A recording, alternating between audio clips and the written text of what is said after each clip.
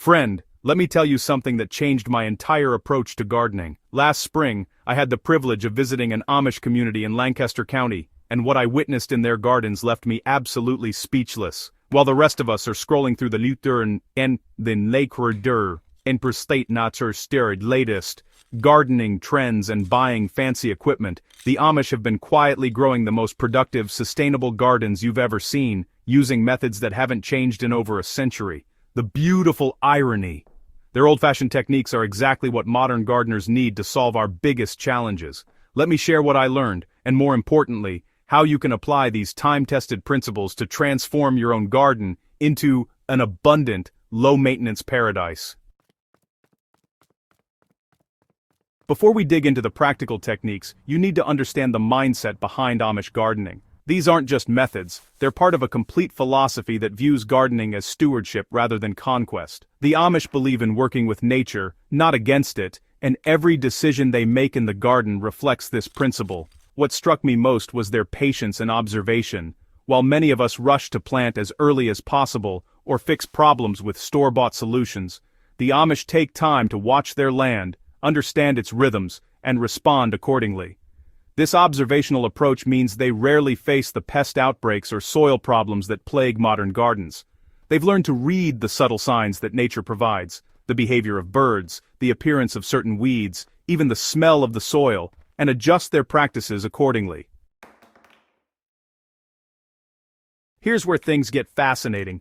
When I knelt down and ran my fingers through the soil in an Amish garden, it felt like rich, dark chocolate cake. The secret? They've been building that soil for generations, and they do it without a single bag of synthetic fertilizer. The Amish practice what I call aggressive composting, and it's far more comprehensive than what most of us do.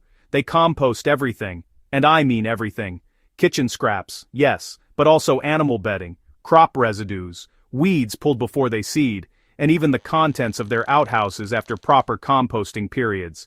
They maintain multiple compost piles at different stages of decomposition, ensuring a constant supply of finished compost for their gardens.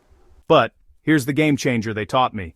They don't just add compost once a year, they're constantly working it into the soil, sometimes adding a wheelbarrow full between crop rotations, or even as a side dressing for heavy feeders during the growing season. This continuous feeding creates a soil ecosystem so alive that plants practically grow themselves. When you pull a weed from Amish garden soil, you'll see earthworms scatter. That's the sign of truly living soil. Now, I won't sugarcoat this, the Amish double dig method is hard work up front, but understanding why they do it will motivate you through the sweat. They're not just preparing a garden bed, they're creating a deep reservoir of nutrition and drainage that will serve plants for years. The process involves digging down 2 spade depths, removing the topsoil first, then breaking up the subsoil below without bringing it to the surface. As they work, they incorporate massive amounts of aged manure and compost into both layers. This creates roughly 18 to 24 inches of loose, fertile growing medium. I watched an Amish farmer sink his entire forearm into freshly double-dug soil without hitting compaction. The payoff? Root crops grow straight and large, nutrient uptake becomes incredibly efficient, and drainage improves dramatically. Most importantly, you only need to do this intensive work once every several years, if you maintain the bed properly. The Amish typically double-dig new beds or refresh old ones every 3 to 5 years, making it a manageable rotation rather than an annual burden.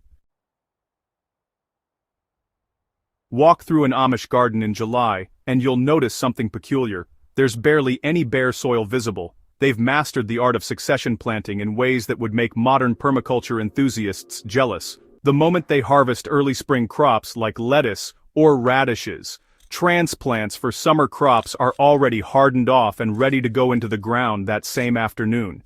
Their intensive spacing technique is equally brilliant. Instead of planting in traditional rows with wide paths between them, they use equidistant spacing that allows each plant just enough room to mature while creating a living canopy that shades out weeds and conserves moisture. I measured their tomato spacing at roughly 24 inches in all directions, rather than the conventional 3 feet between rows, yet each plant produced abundantly because the soil was so rich it could support the density. They also practice interplanting with a wisdom that comes from generations of observation. Tall crops provide shade for heat-sensitive greens. Nitrogen-fixing beans are planted near heavy feeders. Strong-smelling herbs are scattered throughout to confuse pests. It's like watching a master chess player who's thinking 5 moves ahead, except they're working with living systems instead of chess pieces.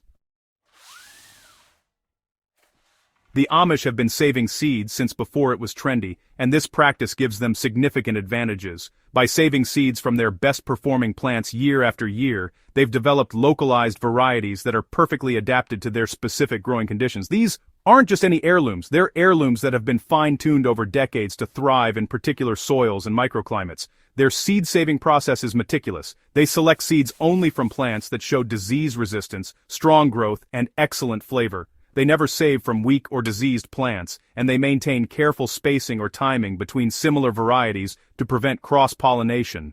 Many Amish families have signature tomatoes, beans, or melons that you won't find in any catalog, varieties that have been perfected within their community. Here's what impressed me most about Amish pest management. They rarely have to manage pests at all. Their preventive approach creates such healthy, balanced garden ecosystems that problems seldom develop into crises. When I asked about their spray schedule, I got confused looks. They don't have one. Their strategy relies on timing, companion planting, and creating habitat for beneficial insects. They plant flowers throughout the garden not just for beauty, but to attract predatory insects and pollinators. They maintain small brush piles at garden edges to house toads and beneficial ground beetles.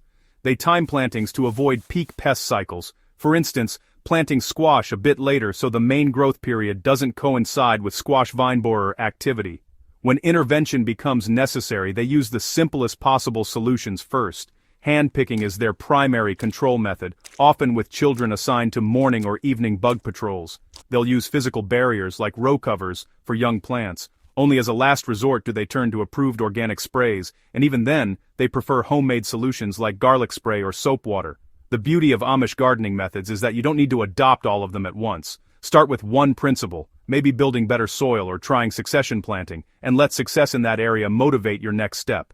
These techniques work with any size garden, from a small urban plot to sprawling rural acreage. If this approach to gardening resonates with you, I'd love to have you join our Sensei community. Subscribe to the channel so you don't miss our deep dives into specific Amish techniques, and share this article with a fellow gardener who might benefit from this ancient wisdom. Together we can rediscover these time-tested methods and grow the most abundant gardens of our lives. Let's get our hands dirty and grow something amazing.